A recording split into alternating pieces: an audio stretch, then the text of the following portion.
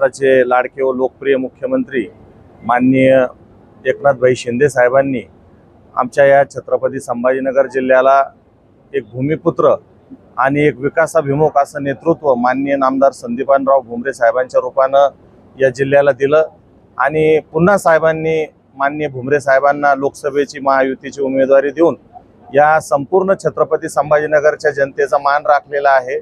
आणि माननीय भुमरे साहेबांची जी तळागाळातील शेतकरी व सर्वसामान्य लोकांमध्ये जी छबी आहे की ते ग्रामीण भागातल्या कार्यकर्त्यासोबत सहजच त्यांचे विचार जुळतात, ही त्यांची अत्यंत जमेची बाजू जी आहे ती ग्रामीण भागामध्ये आज जो प्रचाराला प्रतिसाद महायुतीच्या आम्हाला मिळतोय आणि धनुष्यबाणाबद्दल जी चर्चा आता या छत्रपती संभाजीनगर जिल्ह्यामध्ये सुरू आहे, तर हे सर्व जेव्हा लोकांनी ठरवलेलं आहे की आता आपल्याला भुमरे साहेबांनाच खासदार करायचं आणि येणाऱ्या 13 मेला 2 नंबरचं बटन दाबायचं, तर हे पाहून आता शहरामध्ये काही जे लोक आहेत की ज्यांनी अनेक मोठमोठे प्रकल्प येथे समांतर जलवाहिनीसारखे हे पूर्ण झाले असते, परंतु स्वतःच्या टक्केवारीसाठी हप्तेखोरीसाठी येथे उद्योग होऊ दिले नाही, समांतर जलवाहिनीचे कामं होऊ दिले नाही, त्याच्यामुळे त्यांनी काही वैयक्तिक पातळीवर जी काही टीका केली, तर या देशामध्ये या महाराष्ट्रामध्ये संविधानानं पाहिजे ते व्यवसाय करण्याची मुभा या प्रत्येक नागरिकाला दिलेली आहे।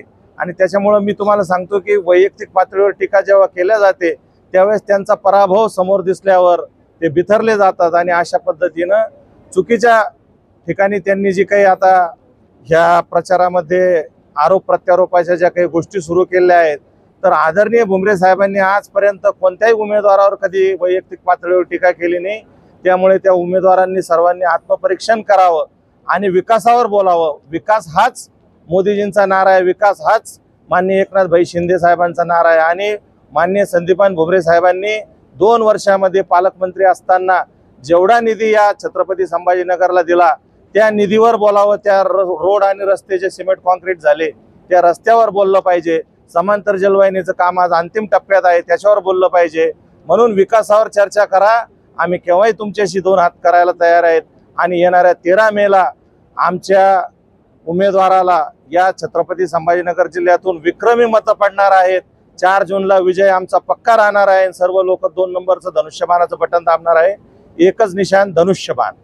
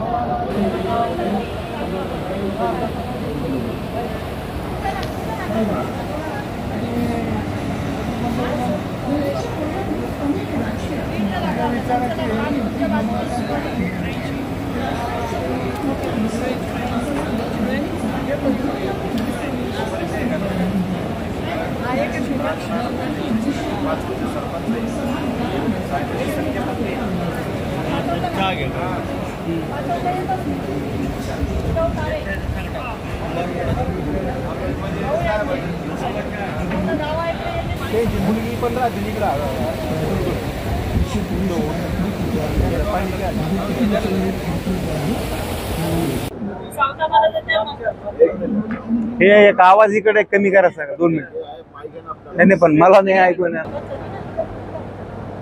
काय सांगतील भुमरे साहेबांचे प्रचाराबद्दल, कसा चालू आहे जिल्ह्यात त्यांचं प्रचार? आजच्या तारखेला जर विचार केला तर युतीचे जे उमेदवार आहे भुमरे साहेब यांना जे ना सर्व दूरपर्यंत चांगला लोकांचा प्रतिसाद, मतदाराचा ग्रामीण असो शहरी असो सगळीकडे चांगला त्यांना प्रतिसाद प्रचंड मिळू राहिला। ग्रामीण भागात त्यांची रॅली वगैरे काय नियोजन वगैरे? हो, त्यांचा जे ना वैजापूर तालुक्यामध्ये दौरा झाला, गंगापूर तालुक्यात दौरा झाला, कन्नड तालुक्यात सुद्धा दौरा झाला आणि काल आणि आज ते शहरामध्ये त्यांचा दौरा द्यायला चालू आहे। काय मुद्दे नेमकं त्यांचे निवडून येण्याचे मुद्दे त्यांचे जे ना त्यांचे जे ना ग्रामीणची नाळ चांगली आहे, शेतीतलं बाकी जेवढे उमेदवार आहेत त्यांच्या विरोधामध्ये जेवढे उमेदवार त्यांना शेतीशी निगडीत कोणत्याच गोष्टी कळत नाही. आणि आपलं जे साहेबाचं जे ना ग्रामीण भागाशी चांगली नाळ आहे, त्यांना शेतीचं पण चांगलं कळतं. आणि शहरात तर जवळजवळ 20-25 वर्षापासून वास्तव्याला असल्यामुळं शहरी सुद्धा नागरी गोष्टीच्या ज्या पायाभूत सुविधा आहे त्या सुद्धा त्यांना चांगल्या समजतात. विरोधक उमेदवार म्हणते की ते दारू आले, त्यावर काय म्हणतात? विरोधकांना दुसरा मुद्दा सापडून कोणताच सापडून नाही राहिला. तर त्याच्यामुळं जे ना ह्याचा विषय जे ना आता मागं पडत गेलेला आहे. हा मुद्दाच नाही. वास्तविक पाहता जर बघितलं आपण तर शासन मान्य गोष्टी व्यापारी व्यवसाय आहेत. हा मुद्दाच नाही. भुमरे साहेबाच्या विरोधामध्ये जे त्यांना मुद्दा सापडाना आणि ते 3 वेळेस का काढू राहिले तर त्यांचं जे अपयश आहे, त्यांचं जे पाप आहे ते झाकण्यासाठी. त्यांचं जे पाप आहे की ज्या वेळेला 370 कोटीमध्ये जी समांतर योजना होत होती त्या काळामध्ये काय ती त्यांनी टक्केवारीमुळे त्यांनी समोरच्या उमेदवारांना ती केली नाही. आज तीच योजना 2700 कोटी रुपयापर्यंत गेली. म्हणजे सरकारचा तो अतिरिक्त खर्च तर वाढला, पण आजच्या तारखेपर्यंत पाणी शहराला मिळू नाही राहिलं. आणि ही एक गोष्ट आहे. आणि उद्योग जे आहे ते त्यांच्या टक्केवारीमुळे जे ना उद्योग जे ना ते पुणे मुंबई सारख्या ठिकाणी गेले. आपले संभाजीनगरचे जे उद्योग जे आज जे रोजगारीचा प्रश्न जे निर्माण झाला त्याला सर्वस्वी जे जुने जे 20-25 वर्षापूर्वीचे जे खासदार आहे ते कारणीभूत आहे. आणि त्या अपयश झाकासाठी ते पाप झाकासाठी 3 वेळेस तेच मुद्दा काढून राहिला जो की मुद्दा मागं पाडलेला आहे. औरंगाबाद जिल्ह्याचे नागरिकांना काय आवाहन करतील, काय मेसेज देईल? आता त्यांना माझं एक सांगणं असं आहे की भुमरे साहेब जे महायुतीचे उमेदवार आहे त्यांना प्रचंड मतांनी ते लोकांनी जे ना धनुष्यबाण ह्यांनी शनिवार 13 तारखेला मतदान करून त्यांना प्रचंड मतांनी निवडून याच्यासाठी द्यायचं आहे का त्यांना जे एका शहरातला पाण्याचा जो प्रश्न आहे, MIDCचा DMIDCचा जो प्रश्न आहे, चांद्रा MIDC असो का वाळूजी MIDC असो, तिथं ते कंपन्या वगैरे आल्याच्या नंतर रोजगार निर्मिती तरुणांना संधी भेटन. आणि ग्रामीण क्षेत्रामध्ये जे आहे का साहेबांचं रोजगार हमी योजनेच्या माध्यमातून खूप सारं काम आहे. लोक काम बोलतं त्यांचं. आज तुम्ही ग्रामीण भागामध्ये कुठं पण गेले ना ते पेवर ब्लॉक, सिमेंट रस्ते, त्याच्यानंतर विहिरीचे कामं, त्याच्यानंतर गायगोठ्याचे कामं हे प्रचंड प्रमाणात झालेले. त्याच्यामुळं भुमरे साहेब जे ना धनुष्यबाण यांनी शनिवार फुलीचा ठसा मारून त्यांच्या समोरील बटन दाबून भुमरे साहेबांना जे ना प्रचंड मतांनी लोकांनी विजय करून काम करायची, विकासाला आणि व्हिजनला संधी द्यायला पाहिजे.